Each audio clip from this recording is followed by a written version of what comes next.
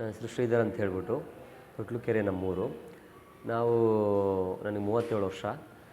ನನಗೆ unwanted things ತಿಂದು, ಅಂದರೆ ಮ್ಯಾಗಿ ಈ ಥರ ಐಟಮ್ಸ್ ತಿಂದು ನನಗೆ ಬ್ಯಾಡ್ ಕೊಲೆಸ್ಟ್ರಾಲ್ ಜಾಸ್ತಿ ಆಗಿ ಶುಗರು ಮತ್ತು ಬಿ ಪಿ ಬರೋ ಸಾಧ್ಯತೆ ಜಾಸ್ತಿ ಇತ್ತು. ಒಂದು ತಿಂಗಳು ನನಗೆ ತುಂಬಾ ರೈಸ್ ಇತ್ತು ಎರಡನ್ನೂ.